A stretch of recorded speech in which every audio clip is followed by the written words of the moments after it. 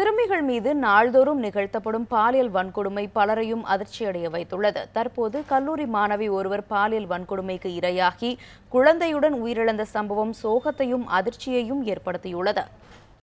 கிருஷ்ணகிரி மாவட்டம் ஊத்தங்கரையை அடுத்த புங்கனையைச் சேர்ந்த 17 வயது மாணவி கல்லூரியில் 2ஆம் ஆண்டு படித்து வந்தார். இவரது தாய் கோவையில் உள்ள மில் ஒன்றில் பணியாற்றி வருகிறார். தாய் மகள் இருவரும் பொங்கல் பண்டிகையை ஒட்டி புத்தாடை வாங்குவதற்காக ஊத்தங்கரைக்கு பேருந்தில் சென்றுள்ளனர். அப்பொழுது மாணவிக்கு திடீரென வலிப்பு நோய் ஏற்பட்டுள்ளது. இதனையடுத்து மாணவியை ஊத்தங்கரை அரசு மருத்துவமனைக்கு கொண்டு சென்றுள்ளனர். அங்கே அவரை பரிசோதனை செய்த மருத்துவர்கள் மாணவி கர்ப்பமாக இருப்பதாக கூற அனைவரும் அதிர்ச்சியடைந்தனர். இதையடுத்து மேல் சிகிச்சைக்காக கிருஷ்ணகிரி அரசு மருத்துவமனைக்கு அனுப்பி வைக்கப்பட்ட மாணவிக்கு அங்கே இறந்த நிலையில் ஆண் குழந்தை பிறந்துள்ளது.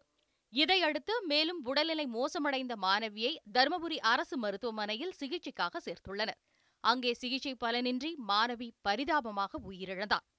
இந்த சம்பவம் குறித்து மாணவியின் தாய் அளித்த புகாரின் பேரில் போலீசார் வழக்கு பதிந்து விசாரணை நடத்தினர். அதில் மாணவியின் கர்ப்பத்திற்கு அதே பகுதியைச் சேர்ந்த லாரி ஓட்டுநர் தமிழரசன் காரணம் என தெரியவந்துள்ளது. இதனையடுத்து தலைமறைவாக இருந்த தமிழரசனை போக்சோ சட்டத்தின் கீழ் போலீசார் கைது செய்து சிறையில் அடைத்தனர். பாலியல் வன்கொடுமை செய்யப்பட்ட கல்லூரி மாணவி குழந்தையுடன் உயிரிழந்த சம்பவம் அப்பகுதியில் சோகத்தையும் அதிர்ச்சியையும் ஏற்படுத்தியுள்ளது. செய்திப்பிரிவு நியூஸ் 7 தமிழ்.